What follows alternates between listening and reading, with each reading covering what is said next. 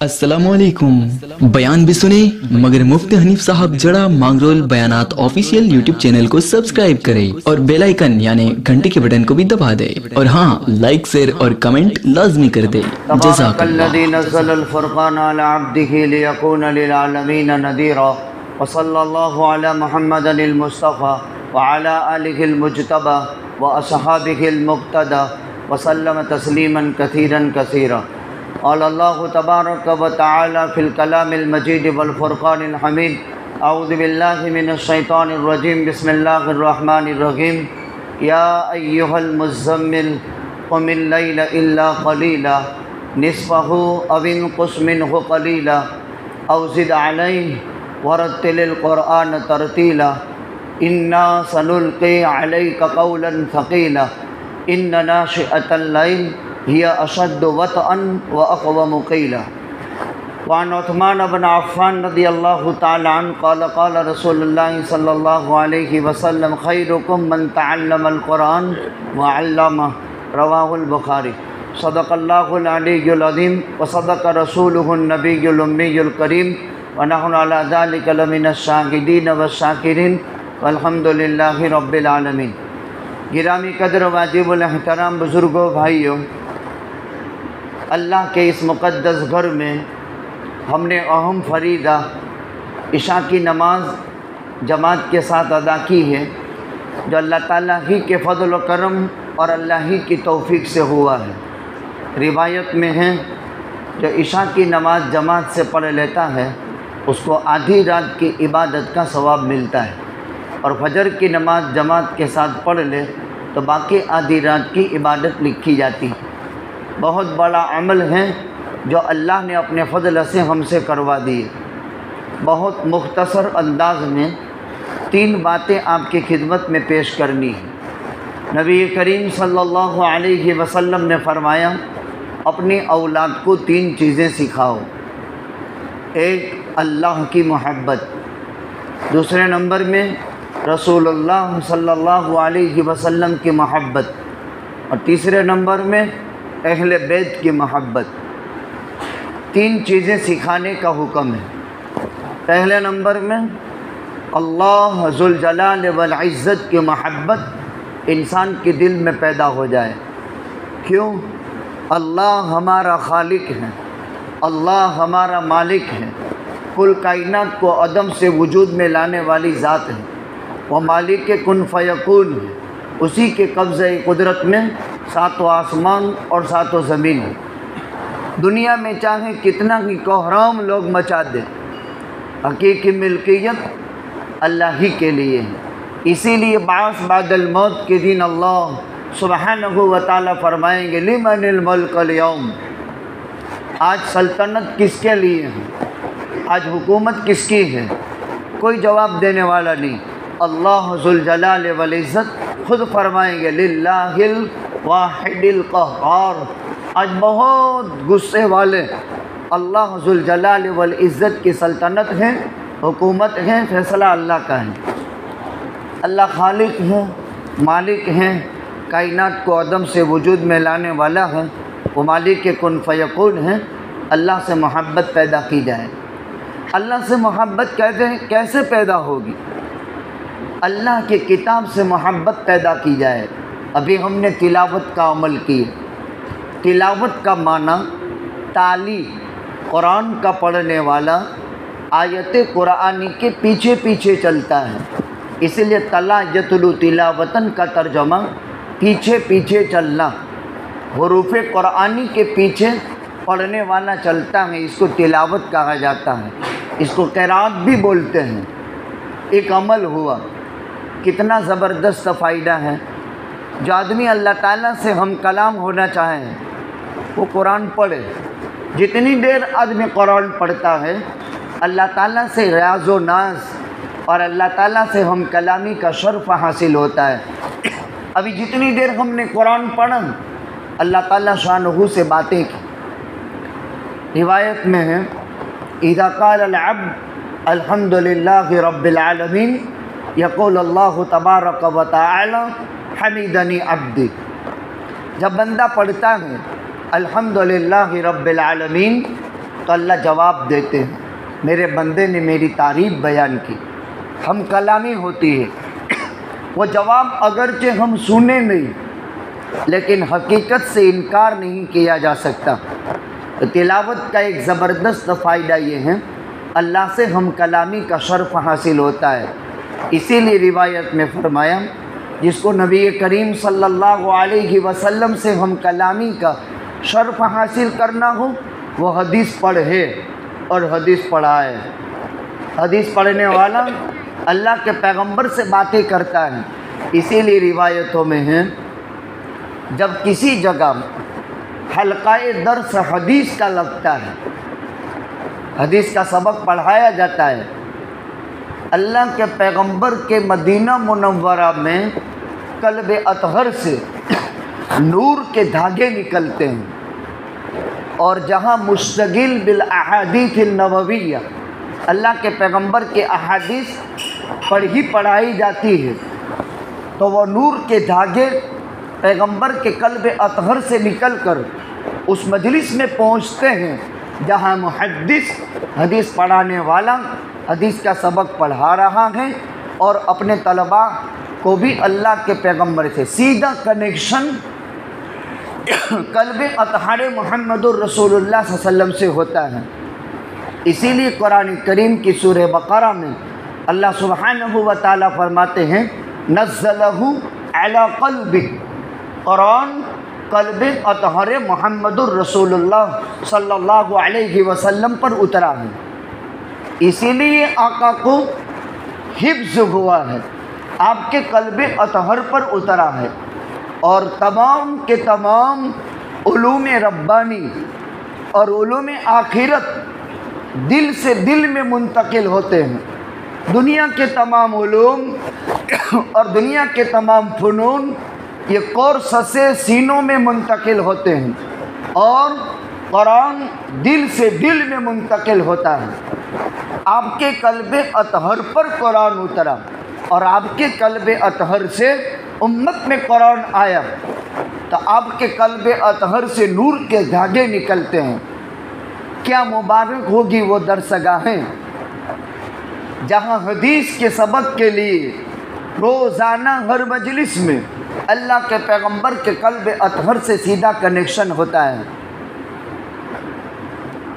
حضرت مولانا ظفر احمد عثمانی صاحب نور اللہ مرکزہ نے لکھا کہ حجت الاسلام علامہ قاسم صاحب نانوتوی نور اللہ مرکزہ جو دارالعلوم دیوبند کے بانی مبانی ہیں، پائے چوٹی کے محدث ہیں، جلیل القدر علم حدیث کا علم رکھنے والی شخصیت ہے۔ ان کے پڑوس میں ایک غیر مسلم بنیا رہتا تھا۔ حضرت کا معمول یہ تھا کہ روزانہ صبح صادق سے پہلے قرآن کی تلاوت کرتے تھے، اور جب قرآن پڑھا جاتا ہے تو آسمان سے اللہ کے نور کی بارش اترتی ہے، اور وہ اثر کیے بغیر نہیں رہتی، اور جتنی دور قرآن کی تلاوت کی آواز پہنچتی ہے شیاطین اس جگہ قرار نہیں پا سکتے۔ اس لیے قرآن اگر ممکن ہو تو گھر میں بھی بلند آواز سے پڑھنا چاہیے۔ جتنی بلند آواز سے قرآن کی تلاوت ہوگی فتنے بھاگیں گے، رحمتیں اترے گی، وہ گھر اللہ کے انوار اور اس کی برکات کے ساتھ معمور ہوگا۔ تو حضرت نماز فجر سے پہلے صبح صادق سے پہلے قرآن کی تلاوت کرتے تھے۔ اس پر حضرت جی مولانا محمد الیاس صاحب نور اللہ مرکزہ کا ایک ارشاد جو حضرت مولانا محمد ابراہیم صاحب دیولہ دامت برکاتہم العالیہ نے نقل کیا، وہ بھی آج نوٹ کرتے جاؤ۔ ہم نے ایک پرچے کی صورت میں وہ ملفوظ چھپوایا ہے پاکٹ سائز میں۔ حضرت جی مولانا محمد الیاس صاحب نور اللہ مرکزہ فرماتے ہیں کہ میں نے بہت سارے اولیاء کاملین کو اوراد اور وظائف کا اہتمام کرتے ہوئے دیکھا۔ تہجد میں اللہ کا قرب نصیب ہوتا ہے، اللہ آسمانی دنیا پر نزول فرماتا ہے، ہر رات 3 اعلان ہوتے ہیں، الا هل من مستغفر فاغفر له، الا هل من مبتلا فاعافيه، الا هل من مسترزق فارزقه۔ اللہ آسمانی دنیا پر آتا ہے اور 3 اعلان ہوتے ہیں، ہے کوئی مصیبت کا معنی آفت اور بلا اور پریشانیوں کا گھیرا ہوا جو مجھ سے درخواست پیش کرے ان بلاؤں کے اور ان مصیبتوں کے دور کرنے کی، تو میں اس کی بلاؤں کو دور کروں۔ ہے کوئی روزی طلب کرنے والا جو مجھ سے روزی مانگے تو میں روزی عطا کروں۔ ہے کوئی گنہگار جو اپنے گناہ سے توبہ اور استغفار کا طالب ہو اور میں اس کا گناہ معاف کر دوں۔ بات سمجھو، سپہر کا وقت اللہ سے تعلق پیدا کرنے کا وقت ہے، اس سے زیادہ قریب کوئی نہیں۔ ہاں، نمازی کا سجدہ، نمازی کو سجدی کی حالت میں جتنا اللہ کا قرب نصیب ہوتا ہے اور کسی چیز میں نہیں نصیب ہوتا، اور ایک تہجد کے وقت میں جو اللہ کا قرب نصیب ہوتا ہے وہ کسی چیز میں نہیں۔ جتنے بھی بڑے لوگ ہیں ان کو جو کچھ بھی ملا ہے وہ تہجد کی برکت سے ملا ہے، اللہ کا قرب نصیب ہوتا ہے۔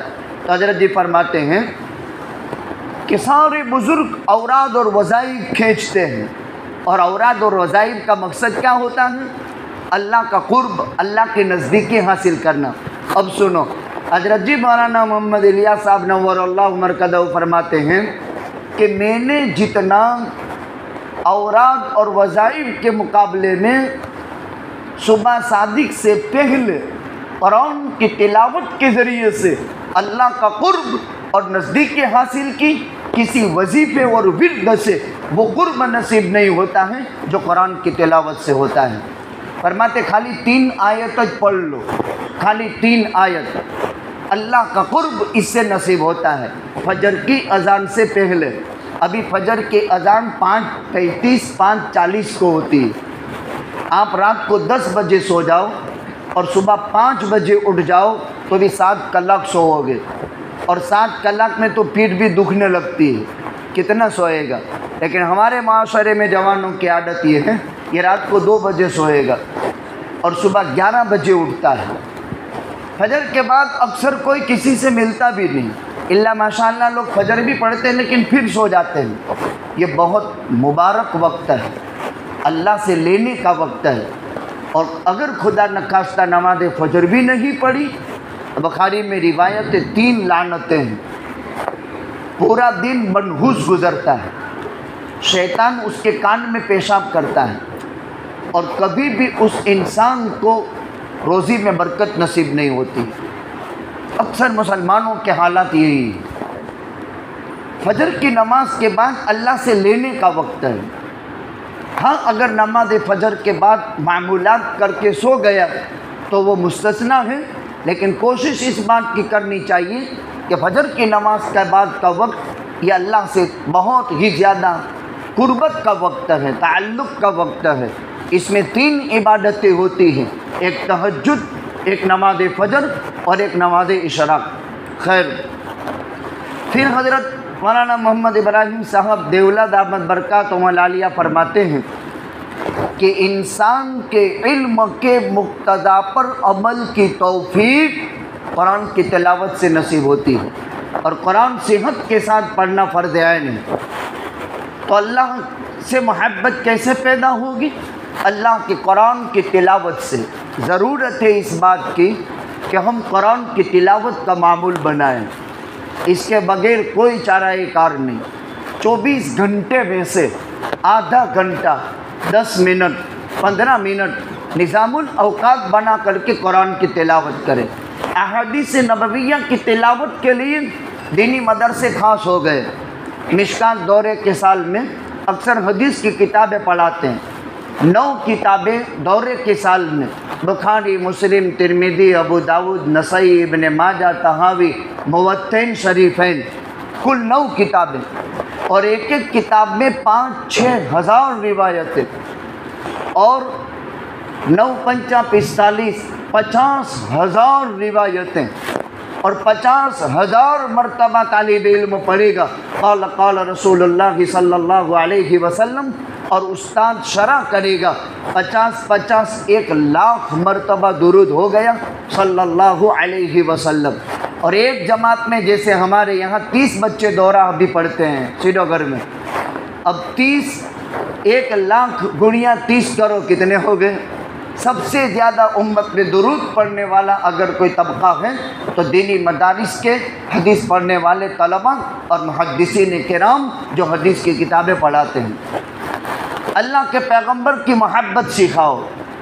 نبی کریم صلی اللہ علیہ وسلم نے فرمایا لا یؤمن احدکم حتی اکون احب الیہ من والدہ وولدہ والناس اجمعین، تم میں کا کوئی مومن نہیں ہوگا جب تک کہ اس کے دل میں مجھ محمد الرسول اللہ صلی اللہ علیہ وسلم کی محبت اس کے باپ اور اس کے اولاد اور کائنات کی ساری چیزوں میں سب سے زیادہ نہ ہو جائے۔ اچھا، اللہ کے نبی کی محبت کیسے پیدا ہوگی؟ کثرت سے درود کا وظیفہ رکھو، اس سے اللہ کے پیغمبر صلی اللہ علیہ وسلم کی محبت پیدا ہوگی۔ کوئی بھی عمل کثرت سے وڈارے میں وڈارے کرنے والا کب شمار ہوگا؟ کوئی بھی کام 300 مرتبہ کر لو، وہ کثرت سے کرنے والا۔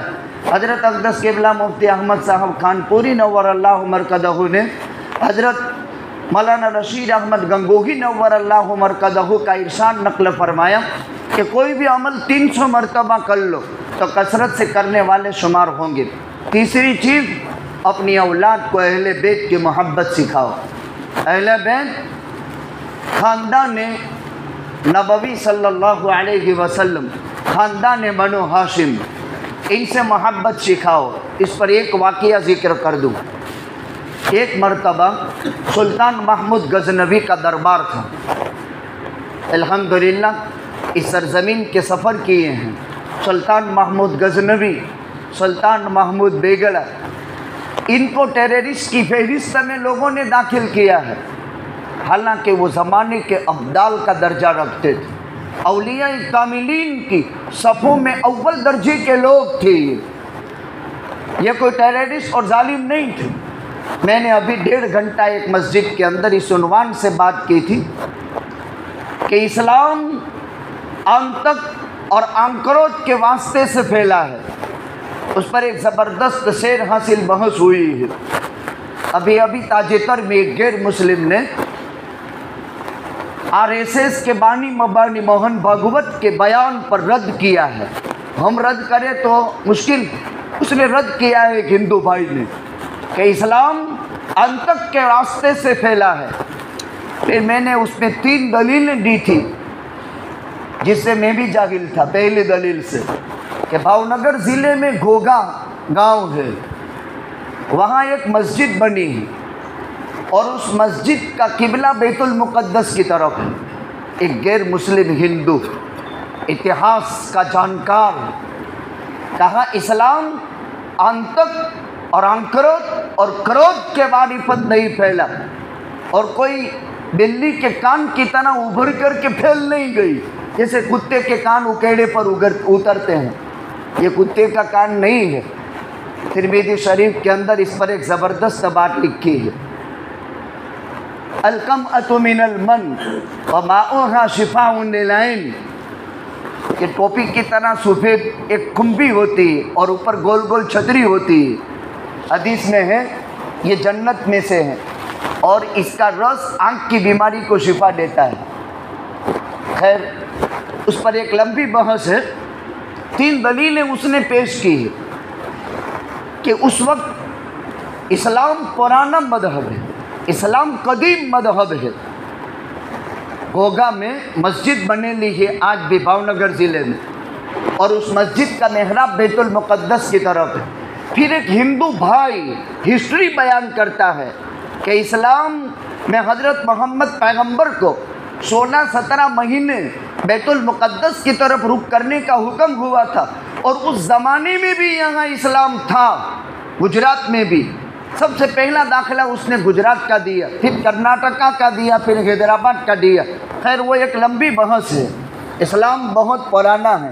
سلطان محمود غزنوی کا دربار تھا، جس میں عارف باللہ اولیاء کاملین کے مجمع، علماء، محدثین، مفسرین، بڑے بڑے لوگ. تو سلطان نے ایک سوال کر دیا. وہ سوال کیا تھا؟ کوئی ہے جو حضرت خضر کی میری ملاقات کرا دے؟ اب اتنا بڑا انسان کبھی انتقوادی ہو سکتا ہے؟ مانسکتا لوگوں کی دیکھو. ایک فقیر تھا مجلس میں، نے کہا میں ملاقات کرا دوں گا، 6 مہینے کی مدت دے دو. اہل بیت کی محبت. 6 مہینے کی مدت دی. اس نے وظیفے کھینچنے شروع کیے. 6 مہینے پر سلطان محمود غزنوی نے اس کو طلب کیا. اس نے کہا ابھی اور 6 مہینے کی مدت دو.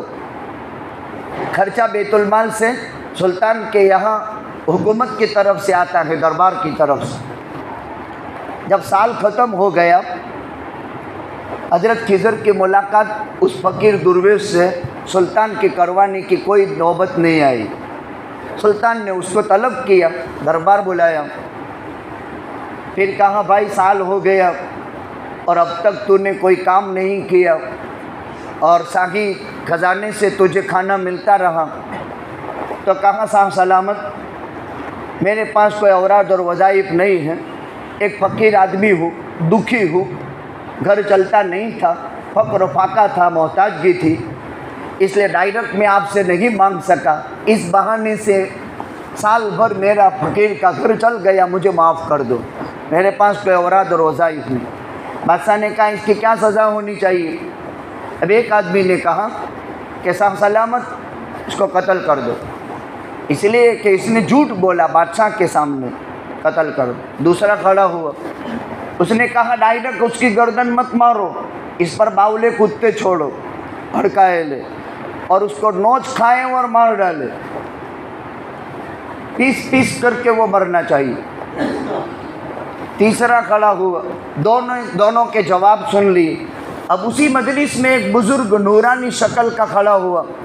پہلے نے کہا قتل کر دو، شاہ سلامت اس نے ٹھیک کہا، برابر ہے، قتل کر دینا چاہیے. دوسرے نے کتے چھوڑنے کا کہا، وہی نورانی بزرگ کھڑا ہوا، کہا اس نے بالکل صحیح کہا، یہی سزا ہونی چاہیے. اب تیسرا جب دونوں سے پوچھ لیا تو سلطان کا سب سے معتمد ایاز تھا جو وزیر تھا، ان سے پوچھا آپ کی کیا رائے ہے؟ تو انہوں نے کہا شاہ سلامت اگر فقیر کی ایک بھول آپ معاف کر دیں گے تو آپ کی عزت میں کوئی فرق پڑنے والا نہیں ہے. اگر آپ معاف کر دیں تو آپ کی عزت میں کوئی فرق پڑنے والا نہیں ہے. نبی کریم صلی اللہ علیہ وسلم نے فرمایا معاف کر دینے سے عزت میں اضافہ ہوتا ہے، اس لیے معاف کر دو. آپ معاف کر دیں گے تو آپ کی توقیر میں کوئی فرق نہیں پڑے گا. اور 1 سال کا خزانے سے روزی اس کو ملی ہے، غریب کا پیٹ پلا ہے، تو 1 سال کا اس کو اگر آپ نے گزارا دے دیا تو آپ کے خزانے میں کوئی کمی ہو جانے والی نہیں. تو وہی بزرگ نورانی شکل کا بولا کہ صاحب سلامت اس نے بالکل ٹھیک کہا. اب بادشاہ نے سوال قائم کیا اس نورانی شکل کے بزرگ سے کہ پہلے والے نے قتل کا حکم دیا تو بھی آپ نے کہا برابر کہا، دوسرے والے نے کتے چھوڑنے کا حکم دیا اور نوچ کر کھا جائے، مار ڈالے، قتل کر دے. امام اعظم ابو حنیفہ رحمۃ اللہ علیہ اور فقہائے اربعہ، امام اعظم ابو حنیفہ، امام شافعی، امام مالک، امام احمد بن حنبل، جان بوجھ کر بلا کسی عذر شرعی کے 1 وقت کی نماز چھوڑ دے، ائمہ اربعہ کا متفقہ مذہب ہے، واجب القتل ہے. البتہ امام شافعی فرماتے ہیں یہ ردتاً یہ مرتد ہو گیا، اس لیے اس کو قتل کر دو. امام احمد اور امام مالک فرماتے ہیں حداً اور تعزیراً اس کی سزا ہے، اس کو قتل کر دو. سب سے نرم امام ابو حنیفہ ہے، جیل میں ڈال دو، مارو، ایسا مارو کہ پورا جسم لہو لہان ہو جاوے اور اسی میں وہ مر جائے. لیکن ائمہ اربعہ کا متفقہ مذہب تو یہی ہوا، بلا کسی عذر شرعی کے جان بوجھ کر فرض نماز چھوڑنا اسلامی سلطنت میں وہ واجب القتل کا حکم رکھتا ہے۔ خیر اس پر مجھے یاد آ گیا، ضمناً وہ ذکر کر دیا۔ بادشاہ نے پوچھا اس کو بھی سزا؟ تو نے کہا برابر، یہ بھی تو نے کہا برابر، اور ایاز کہتا ہے معاف کر دو، اس کے بابت بھی آپ نے کہا کہ برابر ہیں، آپ کی بات سمجھ میں نہیں آئی۔ تو وہ نورانی شکل والے بزرگ نے فرمایا میں نے تینوں کے بابت برابر برابر کہا۔ پہلے والے نے کہا اس کا سر اڑا دو، اس کے باپ دادا نسلی طور پر یہ کسائی کا دھندا کرتے ہیں، اور کسائی لوگ سر اڑانے کا کام کرتے ہیں، اس لیے ان کی نسل کا یہ بچہ تھا، اس لیے اس نے وہ فیصلہ دیا۔ دوسرا، بادشاہوں کے کتے نہلانے کا کام کرتے تھے اس کے خاندان کے لوگ، اس لیے اس نے اپنے آبائی پیشے کا تذکرہ کیا۔ مانسکتا ہر ایک کی ایسی ہوتی، باپ داداؤں کی خاندان کی مانسکتا کا اثر انسان پر پڑتا ہے۔ بہرحال تیسرا، ایاز نے معاف کرنے کا کہا۔ یہ سید ہے، اور سید نے کربلا کے اندر سب کچھ لوٹا دیا لیکن معاف کر دیا ظالموں کو۔ ایک عجیب بات بیان فرمائی۔ تیسری چیز میں نے ذکر کی تھی، اپنی اولادوں کو 3 چیزیں سکھاؤ، ایک قرآن کی تلاوت یعنی اللہ سے محبت، ایک پیغمبر سے محبت، اور تیسرے نمبر میں اہل بیت کی محبت سکھاؤ۔ یہ 3 چیزیں اپنی اولاد کو سکھانے کی ہے۔ انسان کی زندگی کا کوئی ٹھکانہ نہیں۔ الموت کأس کل نفس شاربہ، موت کا پیالہ پینا ہی پڑے گا۔ والقبر باب کل نفس داخلہ، قبر کے دروازے سے داخل ہونا ہی پڑے گا۔ کتنے آسمان تھے جن کو زمین کھا گئی، کیسی کیسی بڑی ہستیاں تھیں جو گورے گورستان کے حوالے ہو گئی۔ کبھی کوئی انسان کسی کو قبر میں اتارتا ہے تو کسی کو یاد ہے کہ میں نے فلاں کو اس حیت سے سلایا ہے؟ بعض جنازے ہمیں یاد ہیں، اور خلوت کے اندر جس حیت میں سلایا ہے وہ حیت بھی یاد آ جاتی ہے۔ ہائے وہ تنہائی میں، وہ وحشت میں، وہ غربت میں ایکلا گورے گورستان میں پڑا ہے۔ اس کی بھی اچھائیں تھیں، اس کی بھی آرزوئیں تھیں، اس کی بھی تمنائیں تھیں، اور اس کی بھی وجاہت تھی، اس کا بھی خاندان تھا، وہ کروڑوں خربوں کے اندر کھیلا کرتا تھا، لیکن آج گورے گورستان کے حوالے ہو گیا۔ وہی ہمارا بھی حال ہونے والا ہے۔ آج جس زمین پر اے آدم کا بچہ تو عقل کر چلتا ہے، کل وہی زمین کی تو غذا بننے والا ہے۔ لہذا موت آنی ہے، زندگی فانی ہے۔ انسان کو ہر وقت اپنی موت کا احساس ہونا چاہیے۔ اسی لیے نبی کریم صلی اللہ علیہ وسلم نے فرمایا نماز فجر کے بعد 21 مرتبہ پڑھو اللہم بارک لی فی الموت وفی ما بعد الموت۔ مغرب تک موت آئے گی، شہادت کی موت مرو گے، اور مغرب کے بعد پڑھ لو اللہم بارک لی فی الموت وفی ما بعد الموت۔ فجر تک مرو گے، شہادت کی موت مرو گے۔ کتنا مختصر وظیفہ ہے، پڑھو اللہم بارک لی فی الموت وفی ما بعد الموت۔ کتنا مختصر وظیفہ ہے۔ ایک اور عمل بتاؤں، 69 یا 71 موتیں شہادت کی ہے، 71 موتیں شہادت کی موت ہے۔ ایک وہ آدمی جو باوضو دیتا ہے اور وضو کرنے کے بعد وضو کی حالت میں ٹوٹنے سے پہلے اس کی موت آئی، اس کو شہادت کا درجہ نصیب ہوگا۔ اور اس کی آسان شکل ہے، جب بھی وضو ٹوٹے آدمی وضو کر لے، چہرے میں رعب پیدا ہوگا، ایمان کی حرارت نصیب ہوگی، گناہ اور معصیت کی نفرت دل میں پیدا ہو جائے گی، اللہ روزی میں برکت دے گا، اور اولاد کے درمیان میں اللہ عزت دے گا۔ آج ماں باپ اولاد سے بے قرار، اولاد ماں باپ سے بے قرار۔ مسلمانوں کی زندگی کے حالات تو دیکھو، مارے کھا رہے ہیں، کاٹے جا رہے ہیں۔ تریپورہ کے اندر پچھلی جمعہ کو مسلمانوں کو شہادت کے بعد ٹکڑے ٹکڑے کر کے قیمہ بنا دیا، اور 16 مسجدیں تہش نہش کر کے برباد کر دی۔ اور کیسا مانا جا رہا ہے، ایک آدمی مر جاتا ہے اور پھر بھی تلوار سے باڈی کے اعضاء کے جو ہے ایک دم پرزے کیے جا رہے ہیں۔ لیکن ہائے افسوس، مسلمانوں کے کانوں پر جو نہیں ریگتی، وہ بھی ہولی اور دیوالی منا رہا ہے، موہن بھی اور کہن بھی، اور میرا بھائی بھی ہولی اور دیوالی منا رہا ہے۔ وہ بھی پٹاخے پھوڑ رہا ہے، یہ بھی پٹاخے پھوڑ رہا ہے۔ اس کی اور اس کی زندگی میں کوئی بہت بڑا فرق نہیں ہے، اتنا ہے وہ ساگ بھاجی کھاتا ہے، یہ مچھلی گوشت کھاتا ہے۔ بہت درد کی بات ہے، بہت دکھ کی بات ہے، مساجد نمازیوں سے خالی پڑی ہے، قرآن پر دھول چڑھ رہا ہے، اور انسان سے کترا رہا ہے، ناطے ٹوٹ رہے ہیں، اور بے غیرتی کا عجیب اور عیانیت کا اور فحاشی کا مادار گرم ہے۔ ایسے ماحول میں میرے بزرگوں، اللہ کی طرف متوجہ ہونے کی ضرورت ہے۔ ہندوستان کے حالات بہت ہی نازک موڑ پر آ چکے ہیں، بہت نازک موڑ پر۔ رب ذوالجلال والعزت ہم سے بہت ناراض ہو چکا ہے۔ یہ مہنگائی، یہ اللہ کی ناراضگی کی بہت کھلی ہوئی نشانی ہے، اللہ کی ناراضگی کی۔ انسان کی بے روزگاری اللہ کی ناراضگی کی کھلی ہوئی نشانی ہے۔ لہذا ضرورت ہے اس بات کی کہ دوسروں کی موت سے ہم عبرت حاصل کریں، اور ہم یہ سوچیں آج یہ چلا گیا، کل مجھے بھی گورستان کے حوالے ہو جانا ہے۔ فرائض کی پابندی کریں، نوافل سے اللہ کا قرب حاصل کریں، اور کسی کی تعزیت میں جا کر اپنی موت کو یاد کرتے ہوئے موت کی تیاری شروع کر دیں۔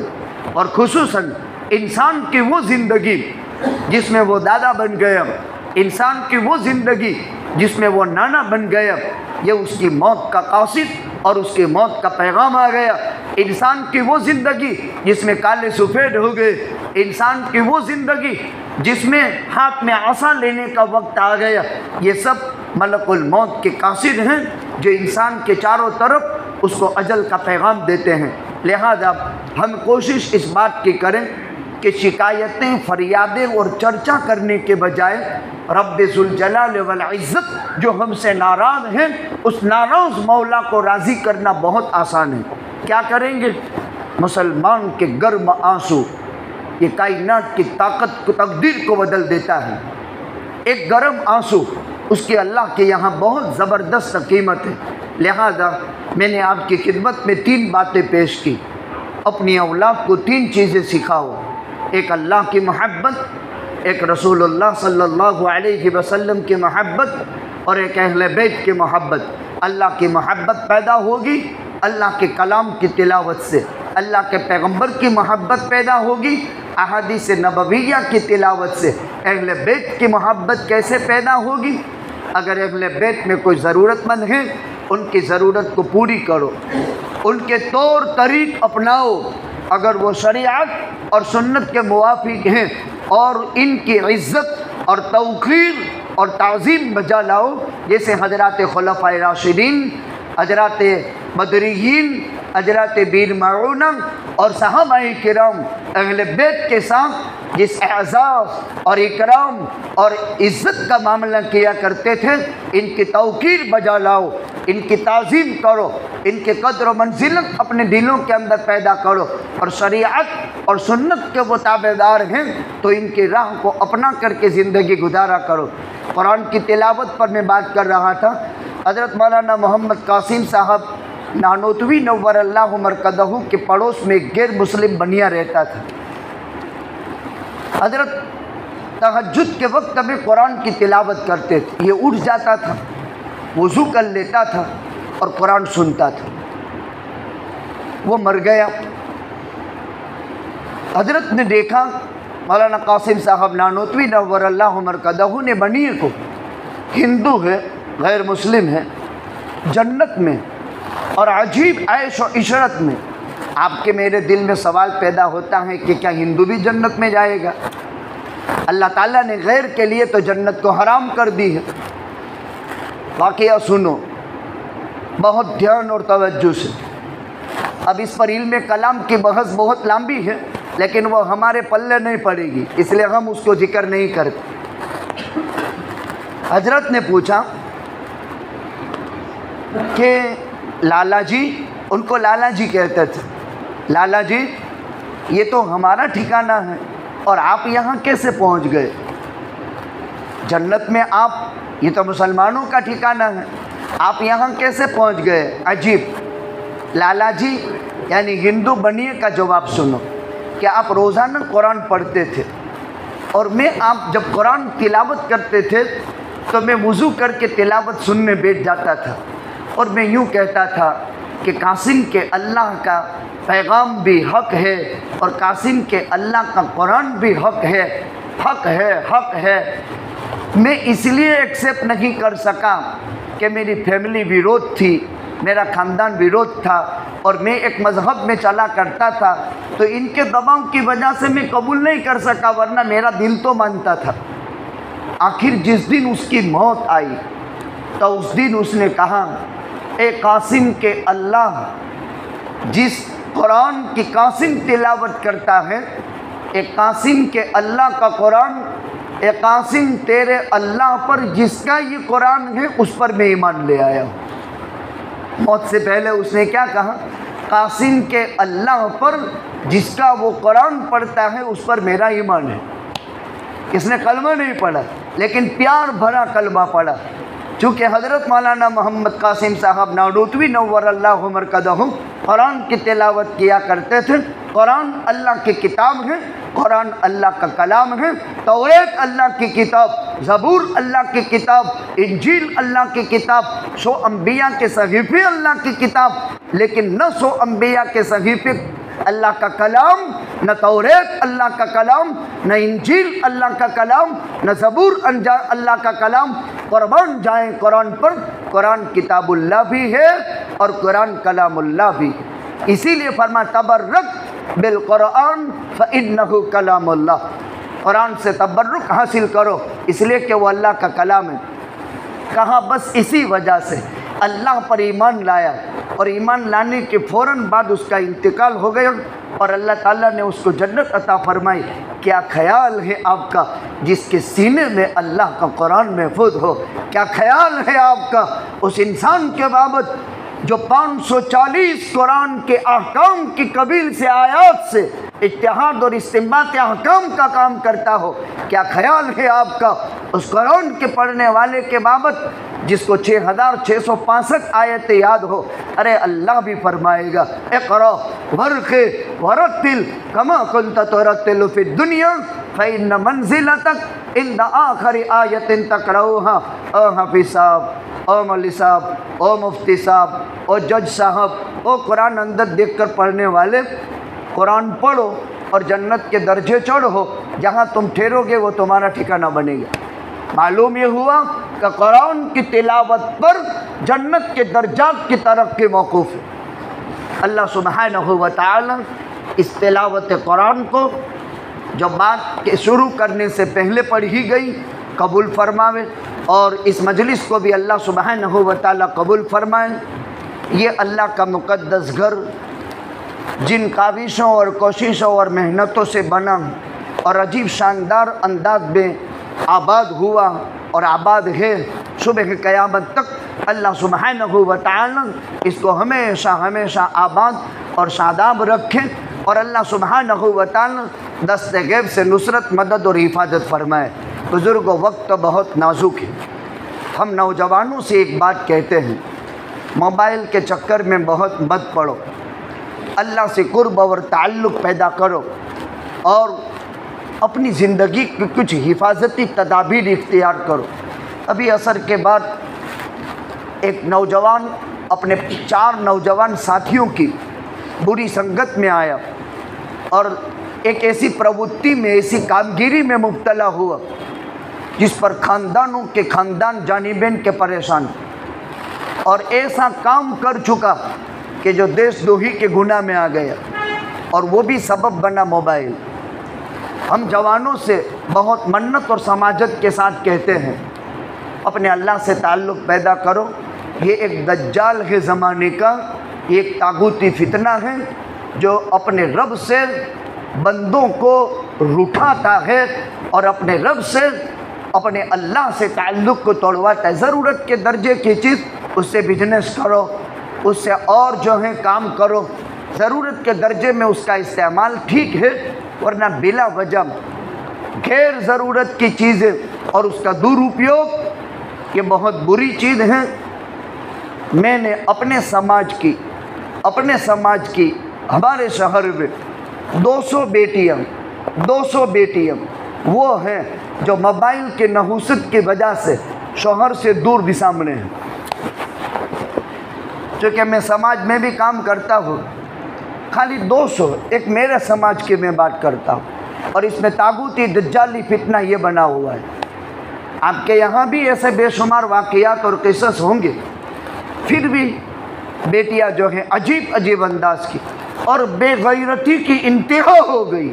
جس ماں نے 9 مہینے اس کو حمل میں اٹھایا، جس ماں نے 2 سال اپنی چھاتیوں سے سردیوں میں گرم اور گرمیوں کے اندر سرد دودھ پلایا، جس ماں نے 5 سال تک اس کا پیشاب پاخانہ صاف کیا، اب یہ جوان ہو کر اسی دجالی طاغوتی فتنے کے شکار ہو کر خاندان نے جو رشتہ طے کیا اس سے ہٹ کر اس کی نحوست سے مسلمانوں کو چھوڑ کر غیروں کے گھر جا رہی ہے۔ کیا یہ اسلام ہے؟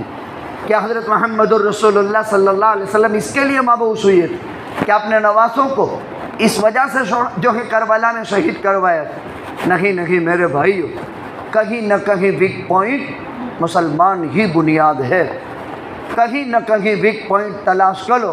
بھول ہماری ہے، غلطی ہماری ہے، ہمارا عمل آسمان پر چڑھتا ہے، ایرے گیرے نتھو کھیرے کا تو کوئی عمل اوپر تھوڑا چلتا ہے۔ الیہ یصعد الکلم الطیب والعمل الصالح یرفعہ، بغیر ایمان کے کوئی عمل آسمان پر چڑھنے والا نہیں۔ اللہ سبحانہ و تعالی کئی ہوئی سنی باتوں پر عمل کرنے کی توفیق عطا فرماوے۔ چونکہ ہم سماج میں بھی کام کر رہے ہیں، مسلم غیر مسلم احباب میں بھی کام کر رہے ہیں، 3-4 تنظیمیں غیر مسلم احباب کی ہے، اس میں بھی ہم رکنیت کی حیثیت سے کام کرتے ہیں، لیکن بنیادی پوائنٹ جو ہے کمزور نظر آتا ہے وہ ہمارا نظر آتا ہے۔ ہم نے محبت کی تعلیم کو عام نہیں کیا، نفرت نے جگہ لے لی۔ ہم نے امن کی کوشش نہیں کی، بد امنی نے جگہ لے لی۔ ہم نے راہیں توحید سے فرار اختیار کیا، کفر شرک نے وہ جگہ لے لی۔ لہذا باز آ جائے اور ہم اللہ سے اپنا ٹوٹا ہوا رشتہ مضبوطی کے ساتھ جوڑ لیں۔ اللہ کی مدد آج بھی آنے کے لیے اس طرح بےتاب ہیں جیسے ماضی قریب میں ایک کوہستانی علاقے میں 20 سال گھر کے 50 خاندان کے ممبر جامع شہادت نوش فرمانے کے بعد کائنات کی سپر پاور طاقت کو خداوند قدوس نے ان کے قدموں میں زیر کر دیا اور افغانستان کو ایک اسلامی سلطنت بنا دی۔ اور یہ خالی کہاوت اور قصہ نہیں ہے، 20 سال کی قربانیاں ہیں، پہاڑوں میں زندگی گزاری، خیمہ کی جیلیں انہوں نے کھیڑی، اور اس کے ساتھ ساتھ ایک فیملی میں 20 70 ارے کتابیں آئی ہے، جوانوں وہ پڑھو تو صحیح، ان کی داستانیں تو دیکھو، تمہارے کلیجے کانپ جائیں گے۔ خدا کی قسم جوان بیویوں کے ساتھ بسترے اچھے نہیں لگیں گے۔ ان حالات کے بعد، ان مجاہدت کو سہنے کے بعد خدا نے وہ مدد کی کہ کائنات کی سپر طاقت ان کے قدموں میں جا کر کے گری، اور اللہ کا کلمہ اور اللہ کی توحید بلند ہو رہی ہے۔ اللہ سبحانہ و تعالی اس ملک کی حفاظت فرمائے، اسلام اور مسلمانوں کی حفاظت فرمائے، امن و سلامتی نصیب فرمائے۔ حاضرین سے گزارش ہے 1 مرتبہ درود، 3 مرتبہ قل هو اللہ احد، اور اخیر میں 1 مرتبہ درود پڑھنا ہے، اور عالم کے تمام مرحومین مسلمین کی نیت کرنی ہے۔ انشاءاللہ آپ کا وظیفہ پورا ہوتے ہی ہر ایک کی قبر میں 1 قرآن جائے گا۔ وظیفہ پڑھ لو، دعا کر لو۔